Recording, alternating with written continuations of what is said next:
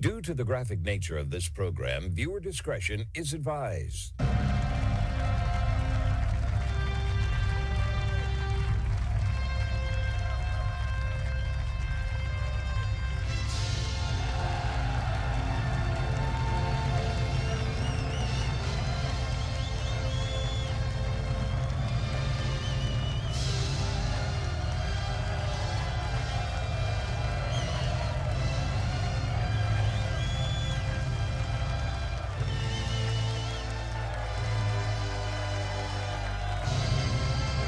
Hello, everyone. It is the Wednesday, April 29th, 2026 episode of The Marco Dre Show.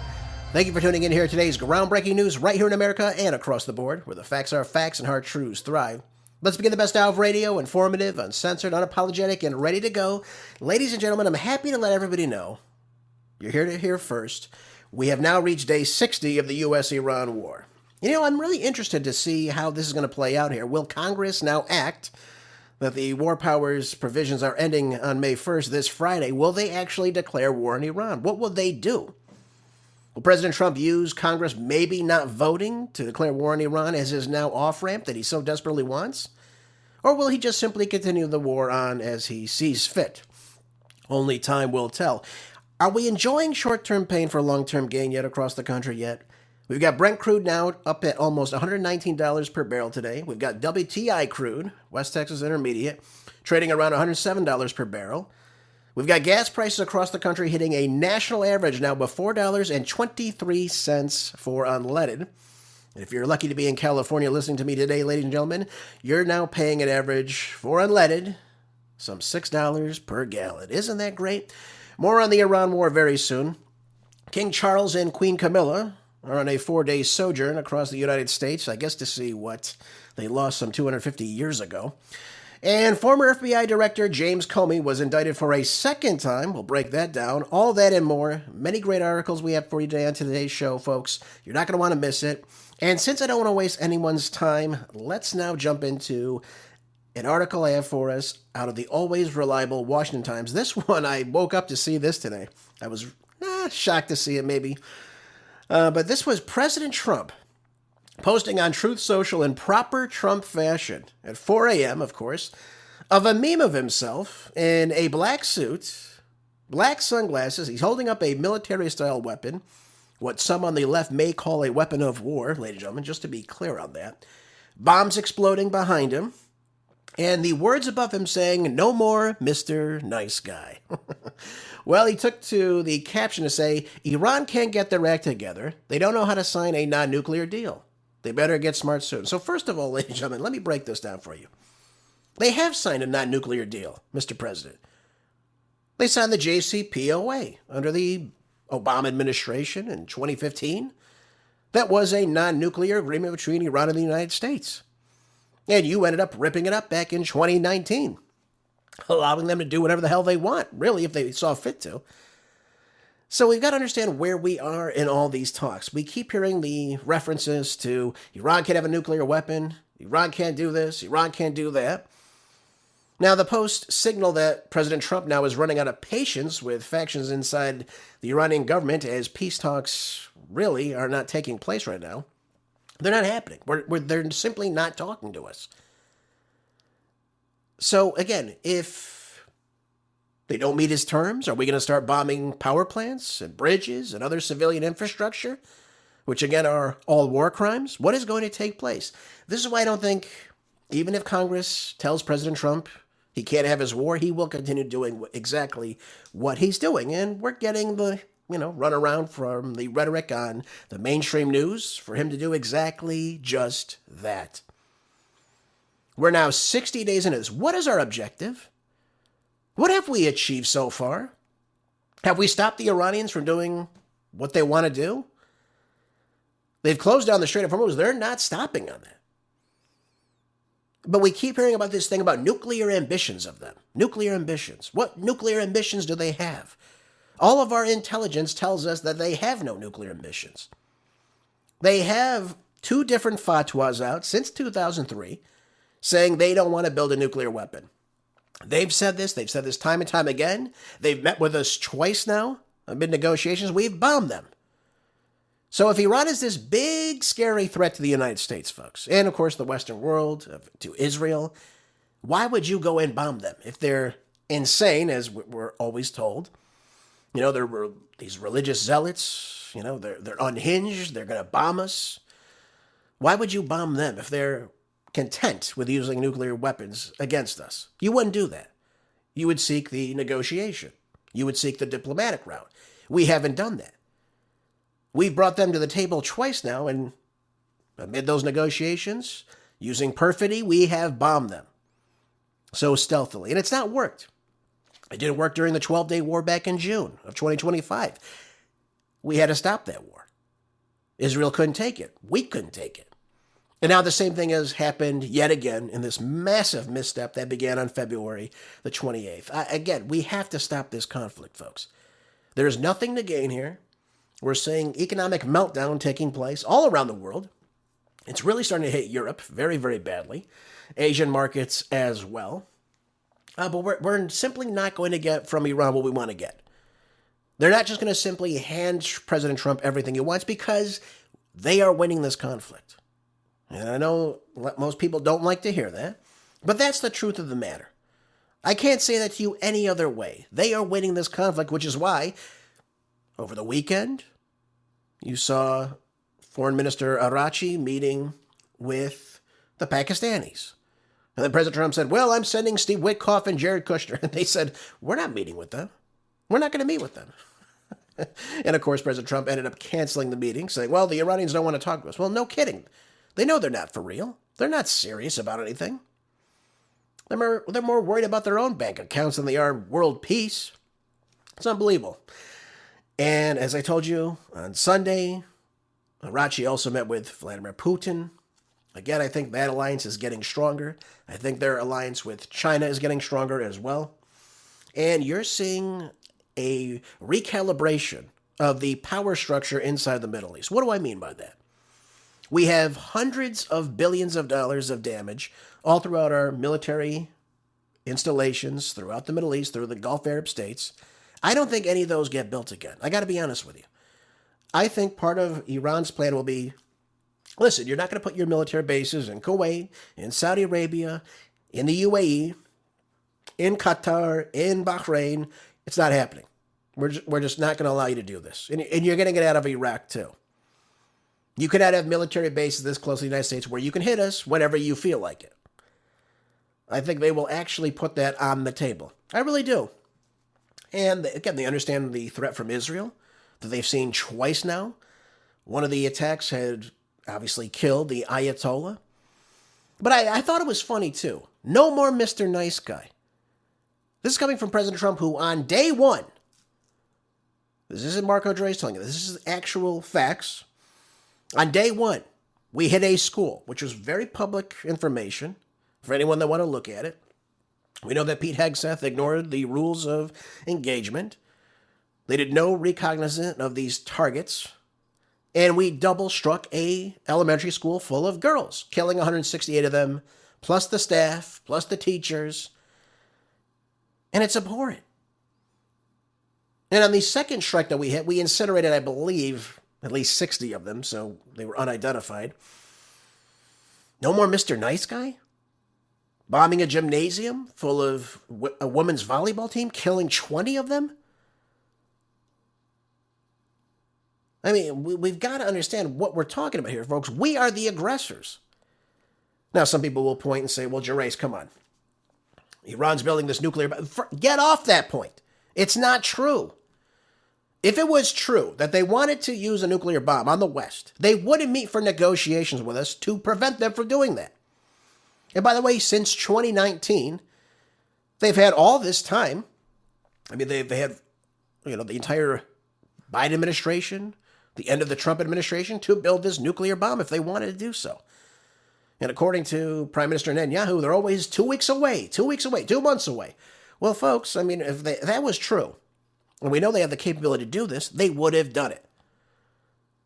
But anytime you listen to an Iranian politician, they say, we're not building a nuclear bomb. We don't want a nuclear bomb.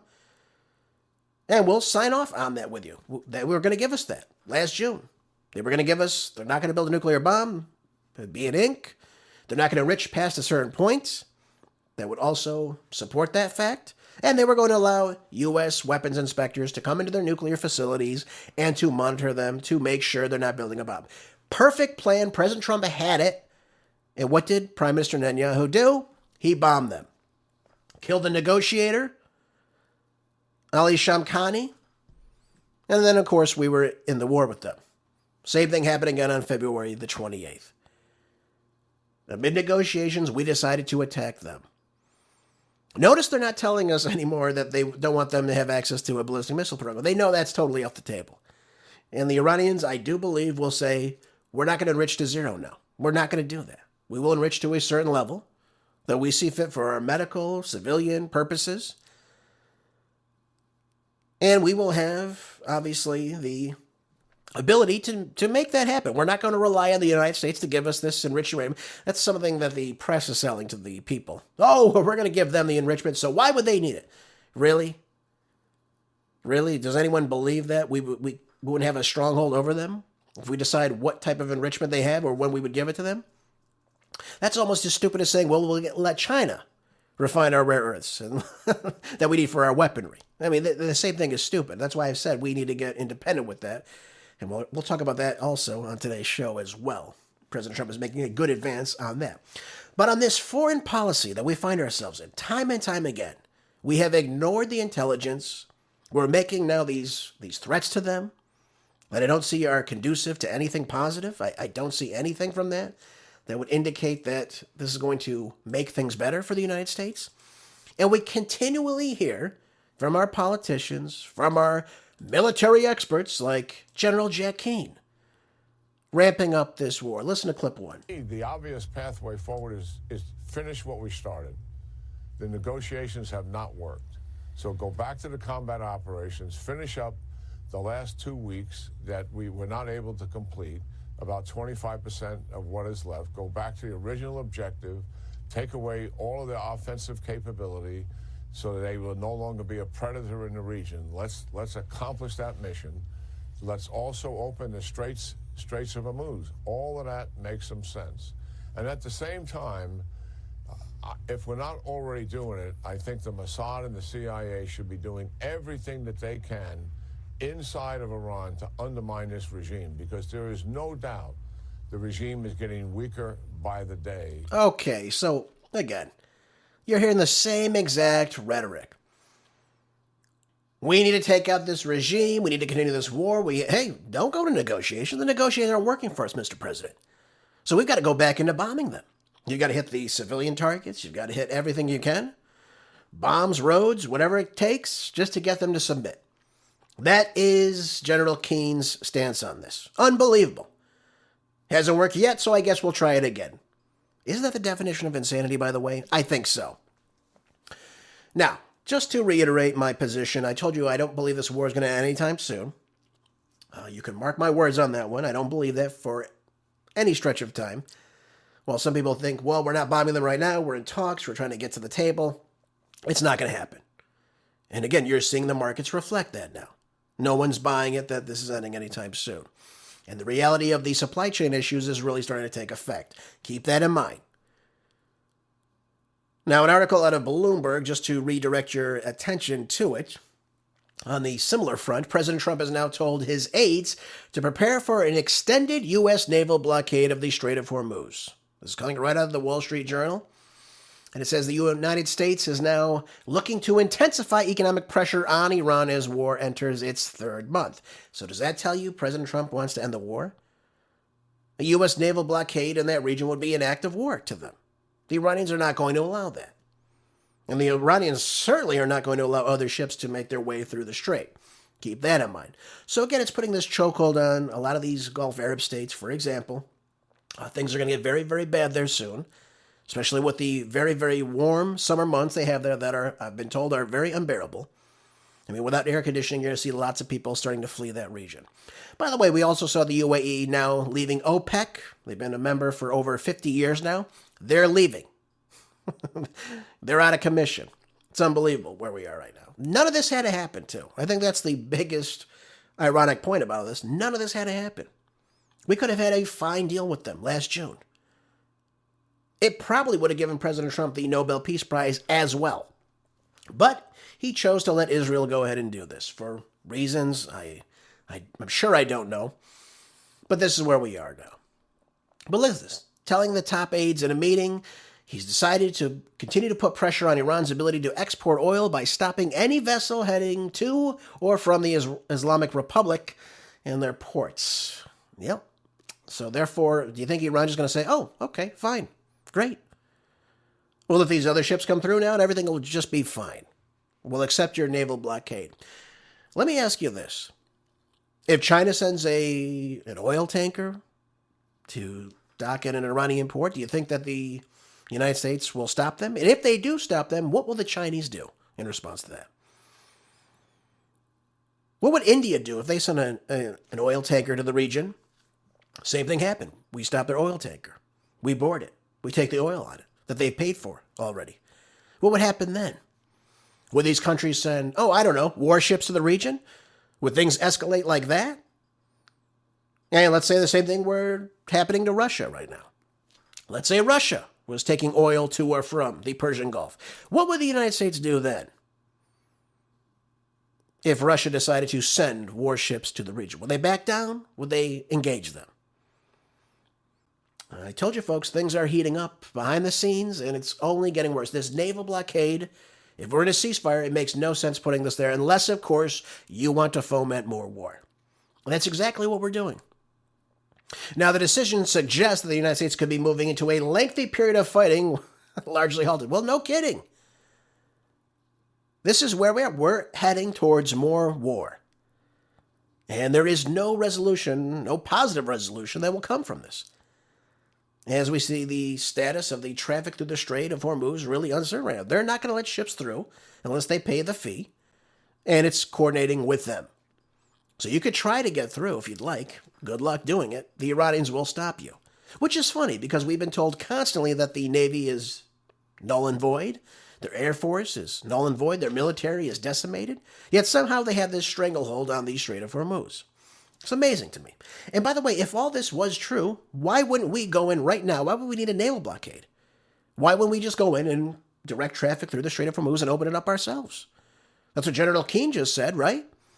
He said, open up the Strait of Hormuz. Well, why haven't we done it yet? Because we can't do it. We can't get our ships close enough because they will be hit by the Iranian ballistic missiles that they have, the hypersonic missiles they have. Again, they can hit us with so many different things, drone strikes and what have you. And this is where we are right now. So the U.S. has been blocking ships to and from the Iranian ports. Again, we know they've stopped one ship. We don't know the extent of how many ships they've tried to stop, but we know some roughly 40 ships from the start of this blockade have made their way to and from the Iranian ports to their destinations. They haven't been stopped. So I don't know if that one ship, the Tuska, I believe was the name of it, the MV Tuska, was just an example that they want to stop a ship and board it, or if they are doing this to every ship they can. From what I've heard, these ships are turning off their transponders, and they're still making it to their final destination. Okay, so where does this leave us now? Does this mean that the Iranians will simply say, you know what, we're going to rush to the table now and give you everything we want because we don't want this blockade to be there? Not going to happen. Now, Iran has signaled it may be willing to accept an interim deal to reopen the strait in exchange for Washington to end this blockade. But I don't think this is going to end the war if that were to even happen. I think they want the assurance that the United States is going to move out of the region before they open up the strait again. But those same provisions are still going to be there. That's still all in place. They're still going to charge that fee, and they will coordinate who goes through and from it. That's what's going to happen. That is the future of the strait, folks. Just so we're all clear of this. And by the way, they'll work with the Omanis on doing so as well. And they will take that money and they will get lots of money from it too, by the way. Just thought I'd be clear on that. And by the way, everything that comes to and from that now is going to be much, much more expensive. So that ship now that has to pay $2 million in the Chinese yuan, that's going to make its cost at its final destination even more because now that ship has to pay even more money to transfer it to where it's going. Isn't that nice? Isn't that great? Okay, so that fertilizer coming to the United States is coming on a ship that costs $2 million more to navigate. Fantastic. Now, President Trump rejected an offer from Iran as of late because it wasn't negotiating in good faith. Well, again, the Iranians are the ones that don't want the ceasefire. The Iranians are the ones that are making the bigger impact. They are staving off the United States.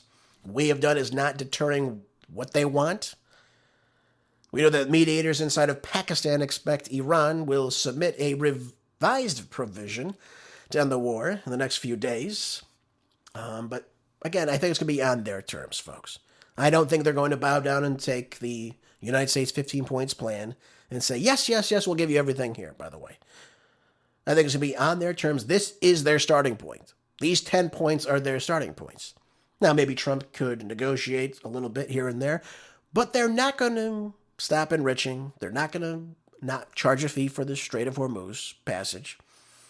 They will continue to have the ballistic missile program. They will also have provisions against U.S. bases in the region, first and foremost. And they are going to want a peace deal ratified by Congress, saying exactly what I just told you. The United States will not surreptitiously attack Iran in any future events in the future. Same thing goes with Israel. They want that written in ink. They want it ratified by the U.S. Senate in treaty form that we have a truce between the two countries. Now, that might not be a bad thing, by the way. If Iran says, you don't attack us, we don't attack you. That sounds pretty good. President Trump said this is all about national security, is it not? So, okay, sign the truce. Sign the peace treaty. And make sure you get Netanyahu on board as well.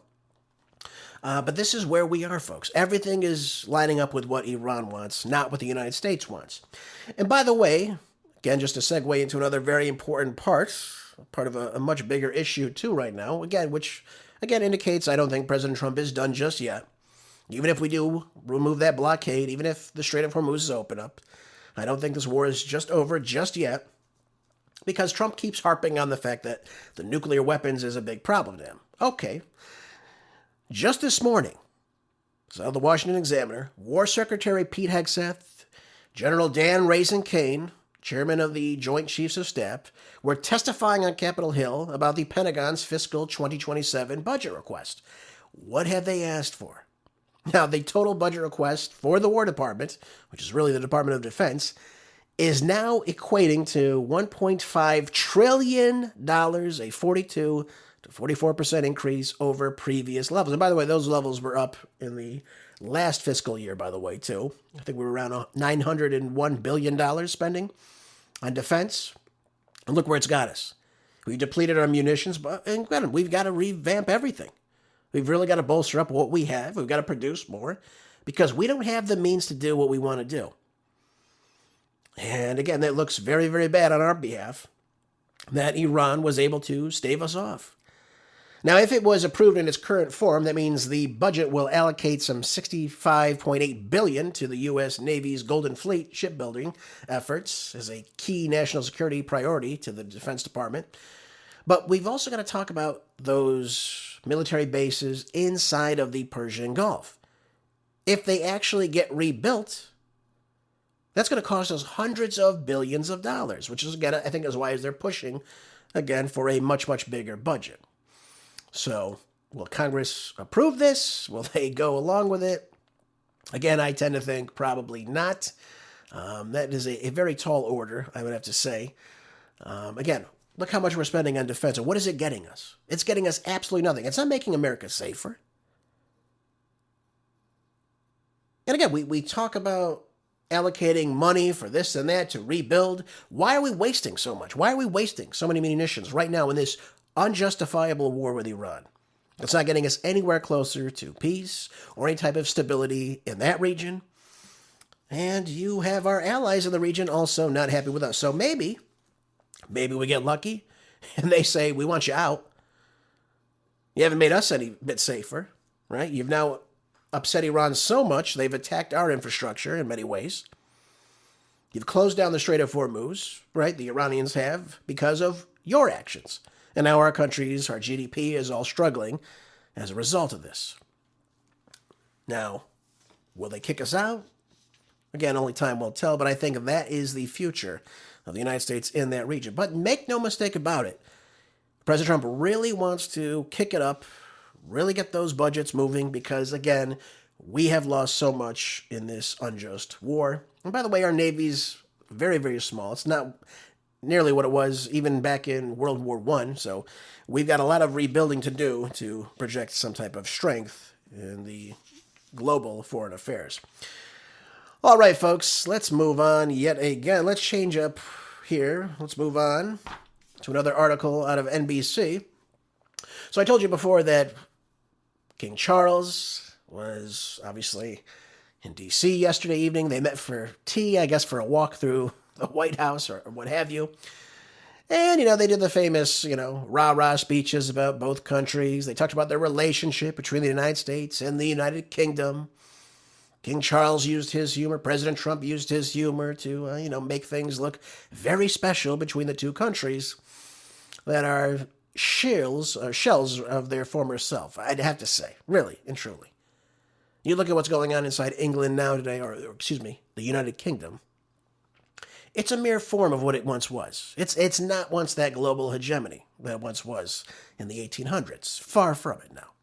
And you look at immigration policies, you look at just what they're producing in that country. I mean, it's totally a different nation than, of course, what it was, especially back in 1776. But, they talked about the support for NATO, they talked about inclusivity, they talked about the defense of Ukraine, another stupid position to be taking right now. But I think he wants to mend the relationship between the two countries. President Trump obviously is not very fond of Keir Starmer, who has denied President Trump's calls for the UK to be more involved in the Iran war, for example, among other things, by the way. Again, I think NATO is on its last leg as well, so I don't think that is going to be anything that is going to be lasting for much more in the near future, if at all. But Charles did say that the alliance was truly unique and more important today than it ever has been, while praising the U.S. forces and allies at the heart of NATO, which keeps the North Americans and the Europeans safe from our common adversaries. Now, what the hell is he talking about there? Who is threatening Europe right now? Nobody. It's not Russia. It's not China. Heck, Donald Trump wanted to invade Greenland earlier this year. I think that's the only looming threat that was in the region. I can't think of another country that is affecting any of the NATO countries, certainly not since World War II. So I don't know what he's talking about as far as national security, but again, I don't understand what he's talking about. There's nothing threatening NATO. Nothing. The only thing that threatens NATO is NATO. That's all. If we wanted to go into Greenland, obviously that's the only threat that's there. But this is where we are, folks. And of course, we use NATO to, again, get these big military budgets, especially here in the United States, working as always to send weapons to other countries. That's, I guess, the extent of that relationship. But really, folks, I think NATO should have, like the Warsaw Pact, ended in the early 1990s. There's really no need for it. We're already members of the UN, for example. And of course, we have our own independent diplomacy with a lot of these countries as well. And again, there's other coalitions that we can utilize.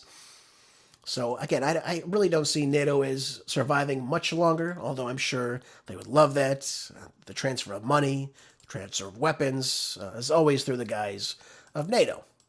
Now, President Trump did make a speech that I thought was a little bit interesting, and I want to play that for you right now in clip 2. This is what he said yesterday evening.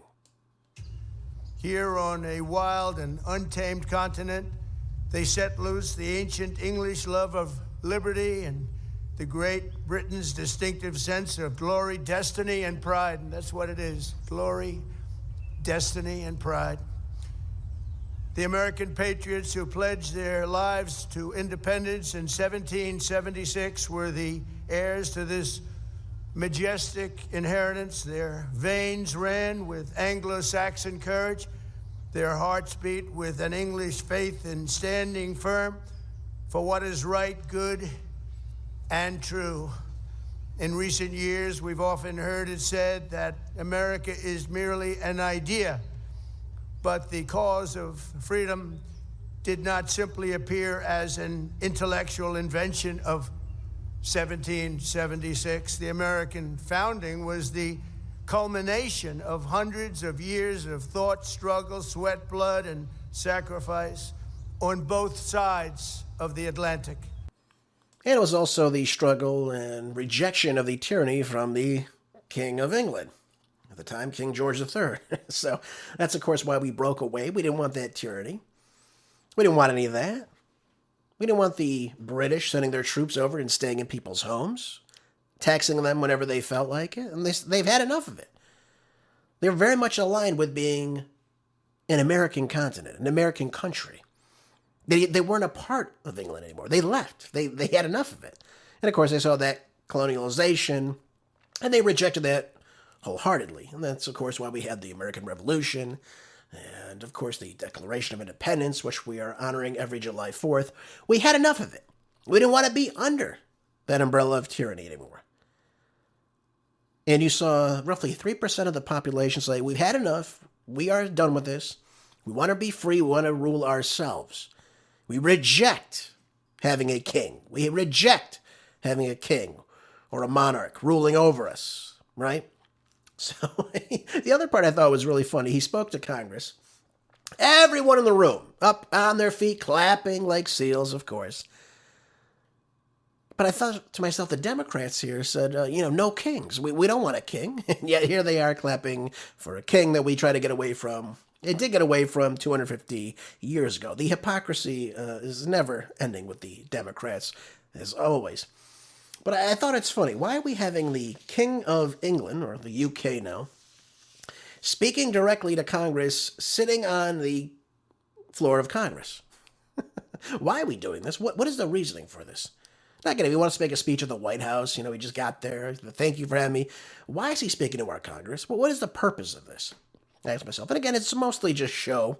That's all it really is. But again, I saw nothing significant coming from anything here. Nothing reestablishing any stronger ties. It's just like I said, it's just smoke and mirrors, folks. That's all these things really are. Try to establish more norms between the two countries.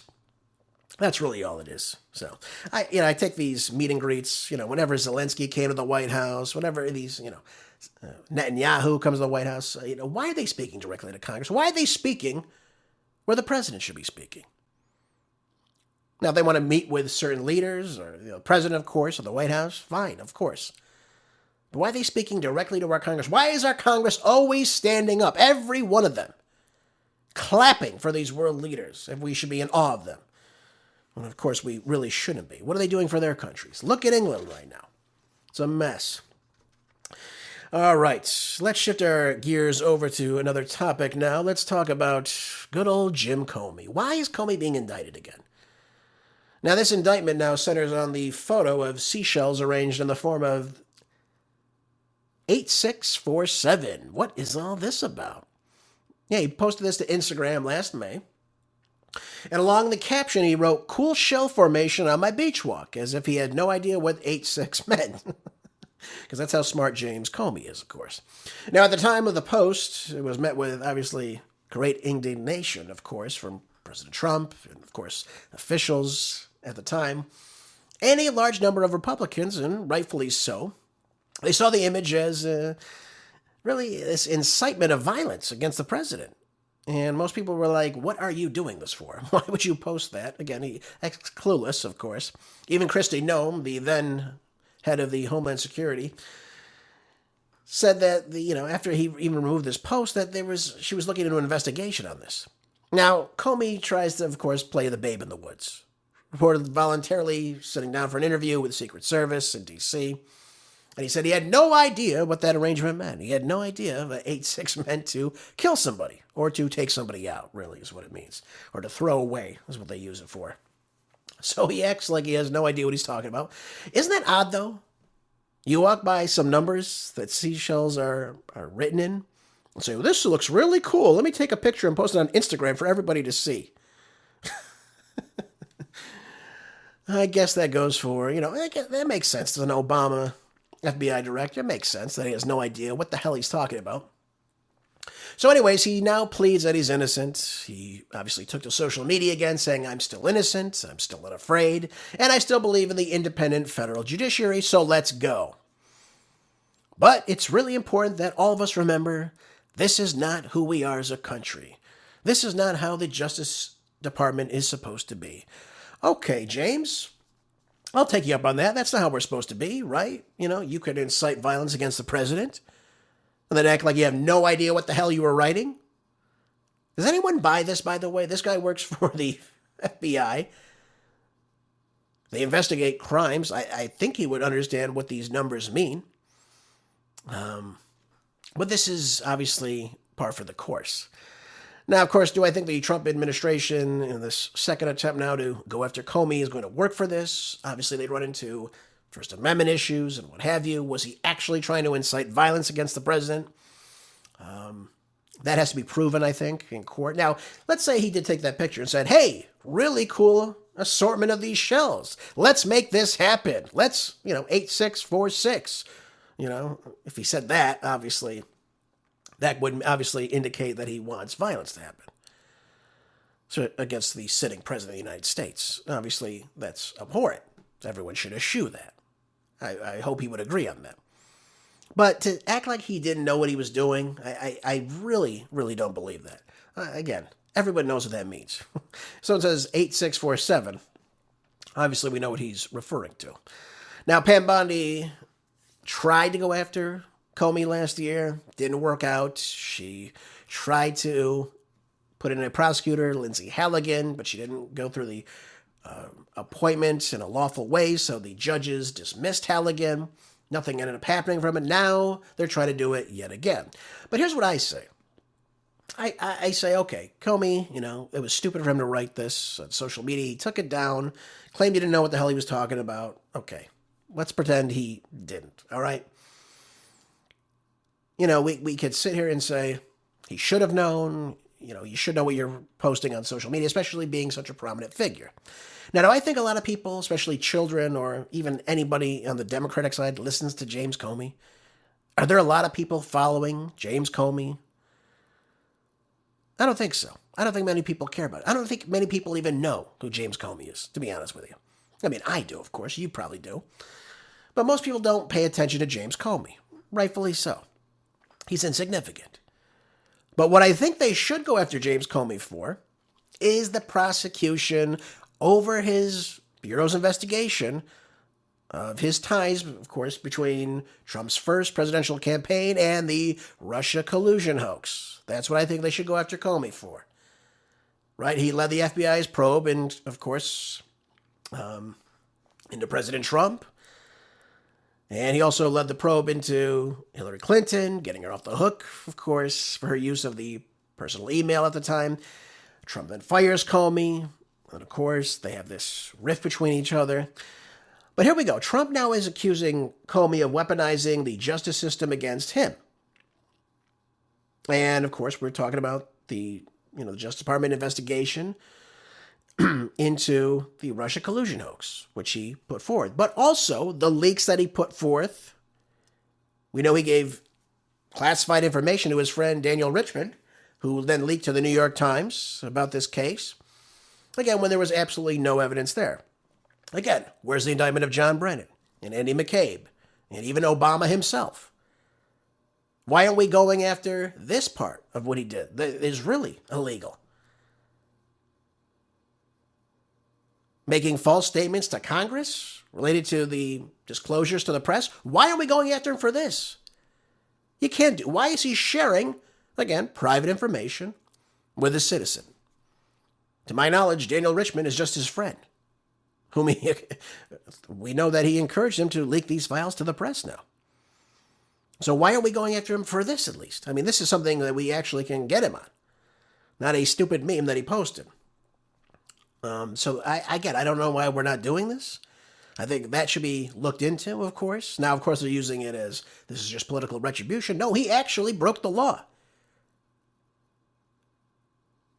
Because Richmond has no right to have this information, and to share that information is a breach on his own oath of office. Of course, lying under oath, same thing.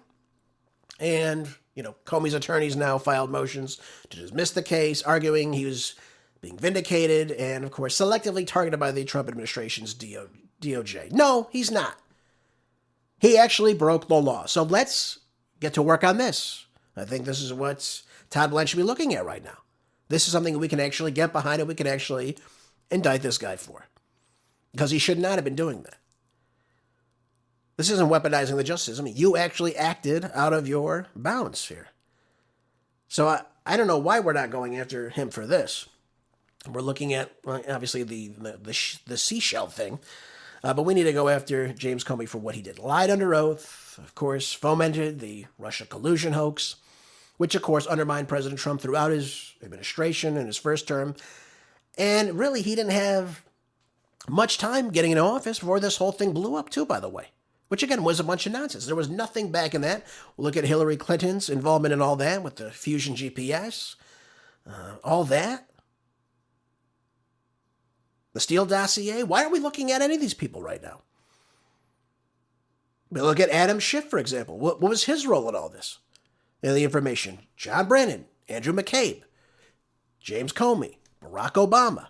Barack Obama used FISA to spy on Donald Trump. These are things you can actually look at. These people in power, very prominent, who were undermining President Trump before he took office and, of course, directly after.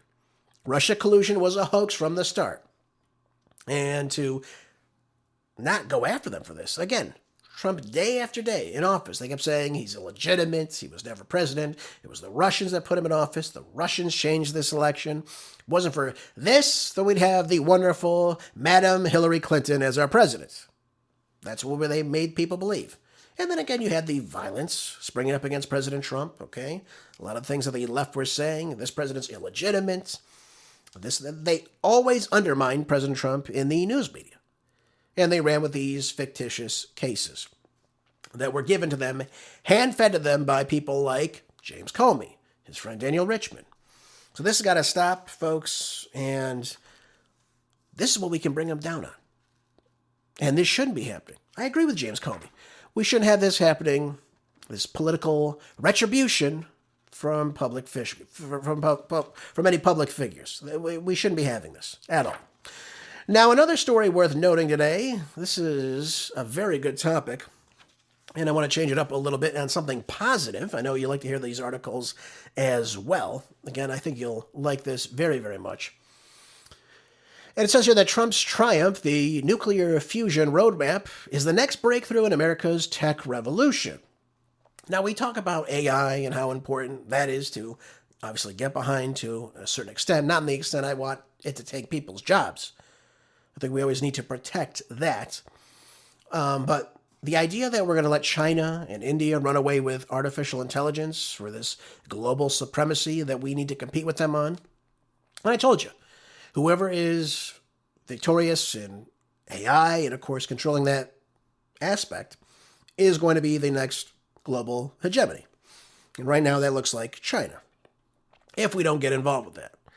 Now, we look at AI, we look at other technological advances, and much of it's going to depend on the massive amount of inexpensive, clean energy to generate the electricity required.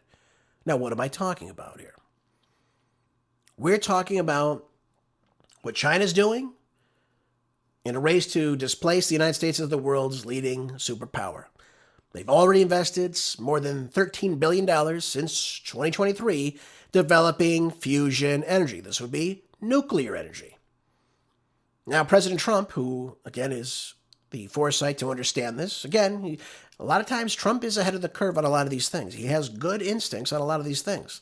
His foreign policy is lacking. Again, I disagree with what he's doing right now, but right now on this, he is right on the ball on this. And he's looking with Secretary of Energy Chris Wright as well. And they understand that nuclear reactors, this fission energy, is simply not providing enough energy for the U.S. to remain the world's leader in AI and technology. Now, on that front, we're talking about building these new data centers. They require a lot of energy, and that will be the future for a lot of these companies that are producing this technology. They've got to start being able to build on their own. Now, he made that statement during the State of the Union. He was absolutely right. Why would you pull from the existing electrical infrastructure, energy infrastructure, when you can build your own? Let's build inside the United States and build cleaner nuclear energy. Why wouldn't we go this route? This would be perfect to use. The idea that we're just not going to do anything and let China run away with this, I don't think is something positive. So you may disagree with me on that, but I don't believe that's the right idea. Now, what are they going to do now? What they did was they compiled from the input of more than 600 researchers, engineers, and industry's stakeholders documents that the nation's strategy to complete and develop and commercialize this fusion energy within 10 years. So obviously this will take some time. Regardless, this is the right approach. This is the right approach. And the report itself lays out the administration's plan to combine public investment with private sector innovation for a three-pillar approach. By the mid-2030s goal to build this critical infrastructure, to innovate through accelerating fusion research along with AI, and to grow through investments in public and private partnerships, increasing manufacturing, which I told you is got to be a strong point for this administration right now. We should have already been doing this, by the way.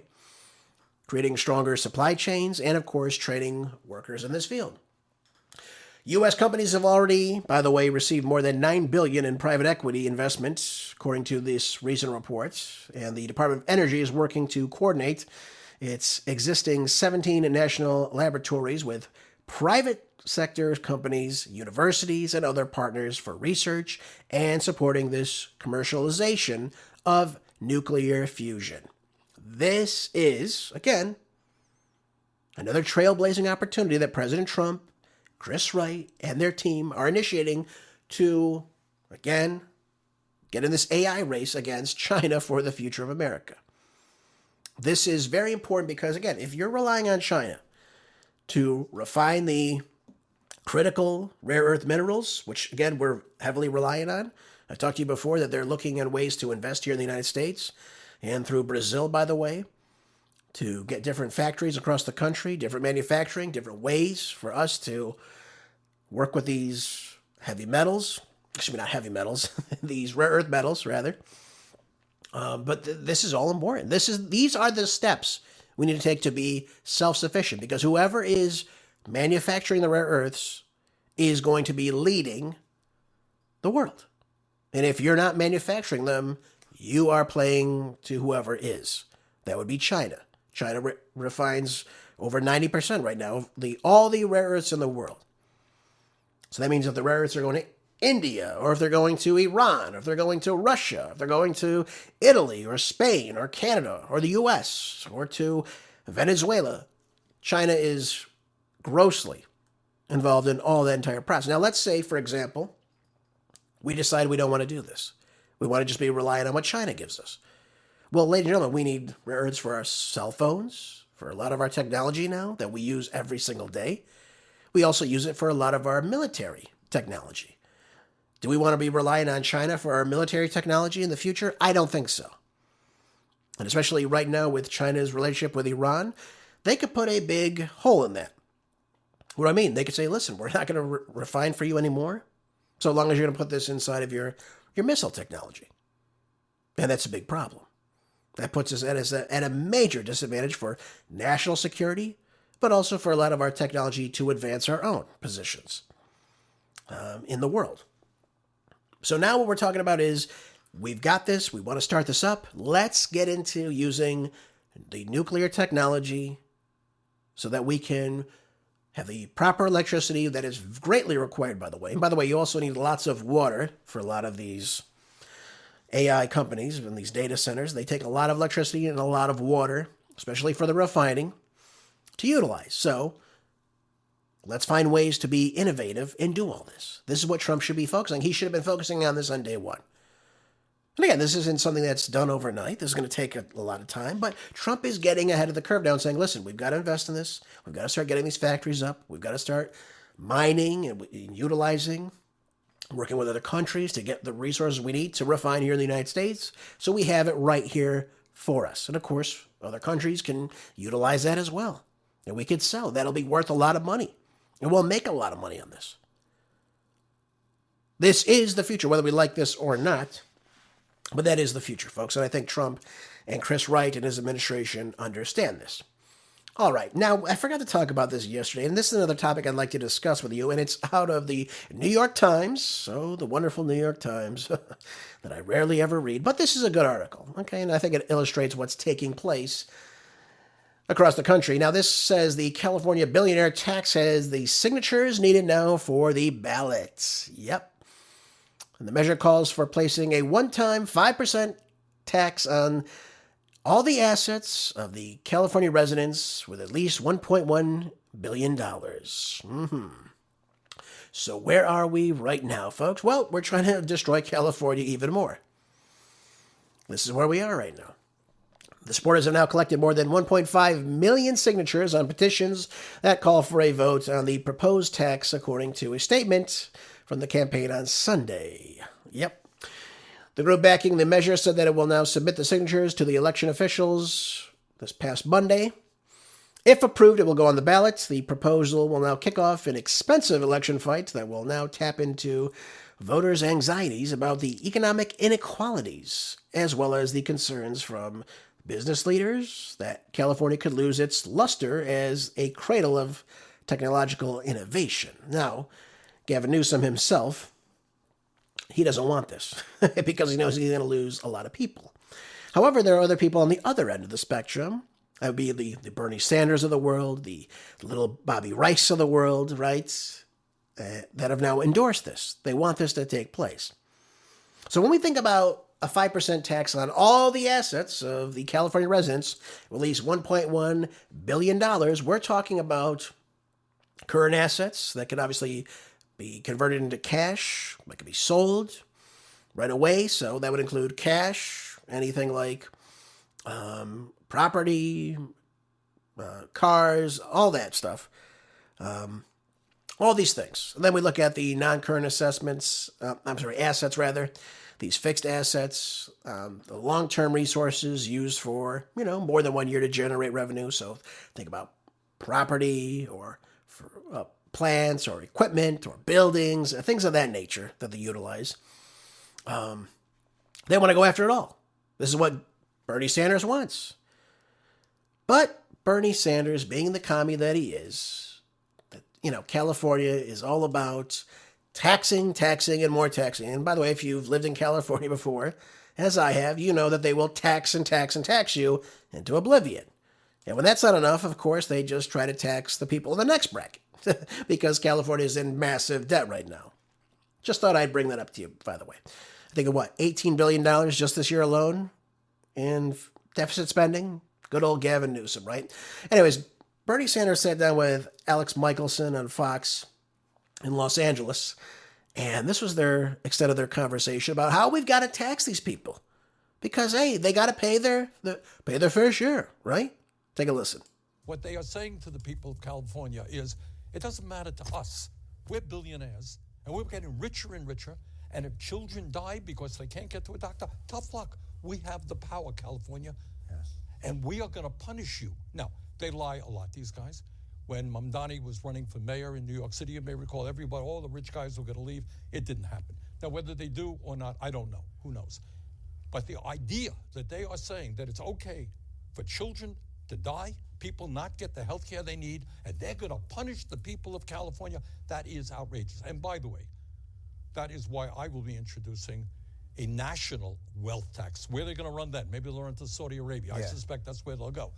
But, you got to, at some point, you got to stand up to these guys. So his proposal now is that we're not going to let these billionaires in California leave the state, the Sam Altmans, the Elon Musks. If they try to go to Texas or Florida and get away from this, we'll just make this a national thing. And if it doesn't work in the nation and they go off seas, well, then I guess we're screwed. You got to give Bernie Sanders credit for always trying. But think about this for a second. Well, he's not wrong. The billionaires and the uber wealthy are getting richer and richer. That's always been the case now because a lot of times the legislation, the way they avoid taxes, written by the Congress that Bernie Sanders sits on, the loopholes they use, it all favors them. We understand this. We know this. It's big business coming together with the government, right? What's that called, by the way? Oh, I think that's called fascism. Oh, anyways. But listen to this. He says, we've got to tax them more because if we don't, then children inside California will die. Now, has this schmuck ever heard of St. Jude, by the way? St. Jude, by the way, does great work. Obviously, the Children's Hospital in Los Angeles, I know. They do great work for children with, for example, cancer. The parents pay nothing because of the generous donors they give to help these children should they not be able to afford care. Does that mean everyone can get to St. Jude if they have an illness? Of course not. But is anyone turned away when they go to the ER here in California? They aren't. That's why illegal aliens go to the ER, because they know they have to be obviously seen, they have to be treated. If they don't have the money, they can't turn them away. That's been in place since the 1980s. So what is Bernie Sanders talking about? Nobody can afford health care. Didn't you make the Affordable Care Act so unaffordable now that people can't afford it, Bernie? That you were all about? Why not make a millionaire's tax, Bernie? You make $1 million. You and your buddy, Robert Reich. Little commie Reich. Yeah. He's worth what, $4 to $5 million? Doing what? What's he ever produced? Nothing. What have you produced, Bernie? Nothing. At least these guys produce something that people want. Otherwise, they wouldn't be billionaires. No, you guys get your billions because you grift your whole life. Then you ran for president and you got the money kicked back to you using media buys. Oh, yeah, I can tell you a whole lot about Bernie Sanders. He's got 3 houses. Why doesn't he give up a couple of his houses to these poor children that he pretends to care about? Yeah, he doesn't give a damn. Why not a millionaire's tax, Bernie? You're worth several millions of dollars. You and your buddy Bobby Reich, who are all about this. They use the fair share. What part of what we earn is a fair share to the government, by the way? It's amazing to me. Everything is a fair share. So how much of what you own, Bernie, is a fair share to the government that's gotten you so damn rich? Notice he doesn't talk about millionaires anymore. Once it was found out he was worth many millions of dollars, right? He's got 3 houses, never done a damn thing his entire life but be a government employee. Lives off the government his whole life, and he tells other people what their fair share is. It's amazing to me. Same thing with little Bobby Reich. What has he done? Can anyone name anything that either of these 2 schmucks, these 2 losers, these 2 bums have ever produced that anyone wanted? Just rhetoric to tax people more and more and more? Now, I agree. If we're going to have a tax system, it should be a flat rate. We all pay and let that be as it is. That's the fair way. But this fair share because you're doing well, now all of a sudden you owe the government more of your money? Why would anyone stick around California for that? I mean, Gavin Newsom understands this, and he's going to lose a lot of GDP, at least $1 trillion of it, should this actually pass. That's why he doesn't want it, because he's going to be the one that loses out. But, Bobby Reich loves Mom Dummy. Loves him. Bernie Sanders. Love the guy. Tax. Tax and spend. That's what these Democrats are. Except they're tax and spend more than they even have. Then they're in the hole, then they want you to tax again. So they tax you to death. And of course, they make their money on the side. They want for nothing, these 2. But they don't produce anything. They produce nothing. They're useless. Absolutely useless. What does little commie Reich do now? He's a professor at UC Berkeley, I think. It's unbelievable. But they all have the right answers, don't they, folks? They know exactly what will save the entirety of the world, don't they? They have such good policies. They know exactly how to make things cheaper by taxing and taxing. They tax you more now today than they ever have. Some of these people pay 60% of what they earn, by the way. These uber wealthy people. By the way, they pay, I think, of the overall federal income tax, I think billionaires make up at least between 40 and 50% of everything that the Treasury collects every single year. But that's not good enough for Bernie Sanders. It's not good enough for Bobby Reich. They want more. If you try and leave and take your money elsewhere, they'll just do a national one-time 5%, I take your money just because. How much of that money right now that we get taxed on every year goes to helping the children that Bernie Sanders pretends to care about? Probably very few. Folks, thanks again for being here today. I appreciate you as always. Thank you. Make sure you're sharing the show if you can. I always appreciate when you do that. Make sure you're staying prepped with your food, your water, medicine, anything to be self-sufficient right now, especially amid this war, folks. Have a great rest of the day. I'll see you back here tomorrow for more groundbreaking news on the next Marco Dre Show. Until then, be good, stay busy, and God bless.